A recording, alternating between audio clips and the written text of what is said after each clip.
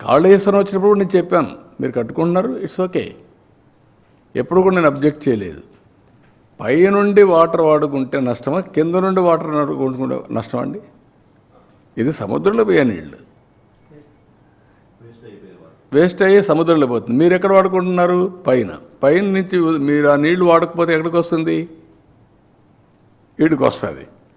ఎవరన్నా రేజ్ చేస్తే ఆ పాయింట్ రేజ్ చేస్తారు, నేను ఎప్పుడు రేజ్ చేయను. తెలంగాణ కానీ ఆంధ్ర కానీ తెలుగు కమ్యూనిటీ ఎందుకు మనం ఇష్యూస్ చేసుకుంటున్నాం? అమికబుల్గా ఇచ్చిపుచ్చుకునే ధోరణిలో సముద్రంలో పోయే నీళ్ళు మీరు వాడుతున్నారు, వాడండి. దానికి చట్టబద్ధ కావాలంటే గవర్నమెంట్ ఆఫ్ ఇండియాలో కూర్చొని మాట్లాడుకుందాం. అంతేగాని ఇష్యూ చేయడం ఎక్కడ లాజిక్ అంటున్నాను నేను, అది కరెక్ట్ కాదు.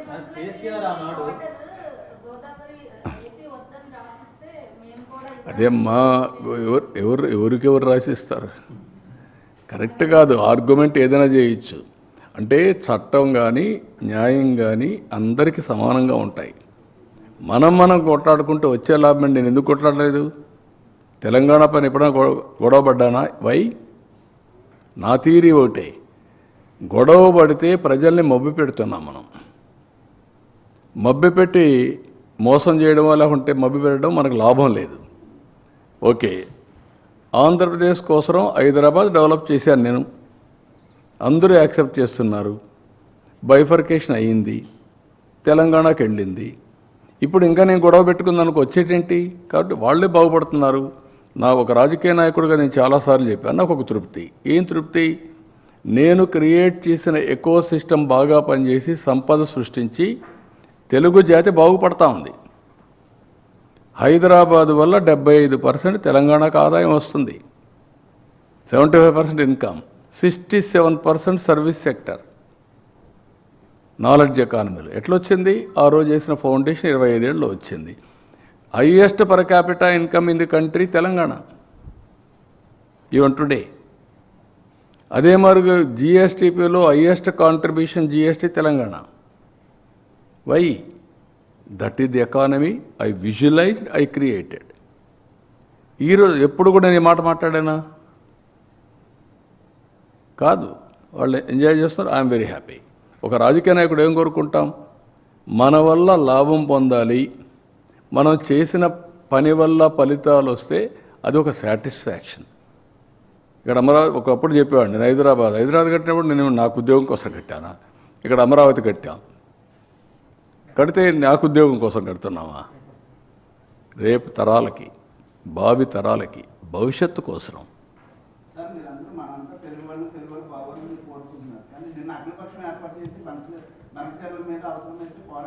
నేను వాట్ ఐఎమ్ సెయింగ్, పోరాటం అవసరం లేదు. వాళ్ళు కట్టే ప్రాజెక్టులు అన్నీ కట్టి నీళ్ళు ఇచ్చుకుంటే చాలు. వాళ్ళు ఎందుకు పోరాటాలు?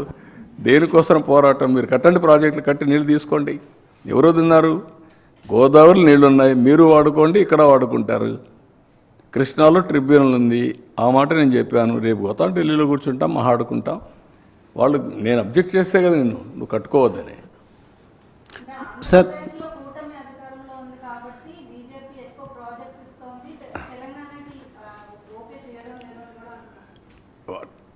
ఆ మాట నేను అందుకే నేను ఎప్పుడూ చాలా జాగ్రత్తగా ఉంటాను. డెఫినెట్గా ఏ గవర్నమెంట్ అయినా ఒక ఊర్లో ఓటేసిన పని చేయమా? ఓటు ఏనాళ్ళకి పని చేస్తామా? ఓటు ఏనాళ్ళకి పని చేస్తే మనం ఓటు పని చేయడానికి మనకు ఓటు కావాలి కదా. మీరు గుర్తుపెట్టుకోవాల్సింది, ఎవరికైనా సరే ఒక ఓటు బ్యాంక్ కానీ కొన్ని ప్రాంతాలు ఓటు వేసినప్పుడు వాళ్ళకు ప్రియారిటీ ఇస్తారు. అట్లని చెప్పి నేను అన్నీ మీరే ఇవ్వాలని నేను ఎప్పుడు మాట్లాడడం లేదు. చాలామంది తెలియకుండా మాట్లాడుతున్నారు, మనం సపోర్ట్ చేస్తున్నాం కదా, డిమాండ్ చేయాలి. నో, అది కరెక్ట్ అప్రోచ్ కాదు. సార్, పదవుల కోసం కానీ ఇంకోటి కానీ ఎప్పుడు చేయను. నేనేం చేస్తున్నానంటే, మనం కష్టపడదాం, కేంద్రం నుంచి ఇప్పుడు సహకారం తీసుకుంటాం. మేము ప్రామిస్ చేసిందే డబుల్ ఇంజన్ సర్కార్. What do you mean by that? కేంద్రంలో రాష్ట్రంలో 2 ప్రభుత్వాలు ఉంటే అభివృద్ధి సుజావుగా జరుగుతుంది, పవర్ఫుల్గా జరుగుతుంది కదా పెట్టాం. అదే చేస్తున్నాం మేడం, కాదా?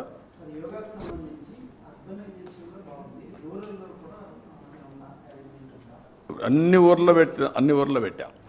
It is continuing all villages. Sir బనకచర్లపై అంటే బీజేపీ మీతో భాగస్వామ్యంగా ఉంది సార్. అక్కడ తెలంగాణలోనేమో వ్యతిరేకంగా మాట్లాడుతుంది. వ్యతిరేకంగా మాట్లాడలేదు వాళ్ళు కూడా. వాళ్ళు ఏమంటే ఎవరికి అన్యాయం జరగకుండా చేద్దామంటున్నారు. దాంట్లో నేను కూడా దగ్గర మాట్లాడుతున్నా. నేను వ్యతిరేకంగా మాట్లాడుతున్నాను ఇప్పుడు. అలాగే సార్ మీరు ఎన్డీఏలో మీరే అంటున్నారు, మీరు వాళ్ళు మాట్లాడకుండా మీరు మాట్లాడడం లేదు ఏంటి అంటున్నారు. సార్ మీరు దానివల్ల లాభం ఏంటి? ఎవరికి లాభం? మనం తిట్టుకుంటే కొంతమంది రాజకీయ నాయకులకి ఇదే కావాలనుకుంటున్నారు. వాళ్ళకి ఏంటంటే పబ్బం గడుపుకోవడానికి. అది ఎవరికి కావాలంటున్నా?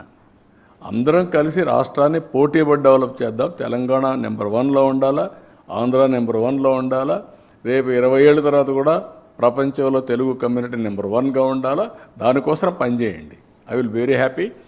వాట్ ఆల్ ఇచ్చిపుచ్చుకునే ద్వారా నుండి ఇచ్చిపుచ్చుకుందాం.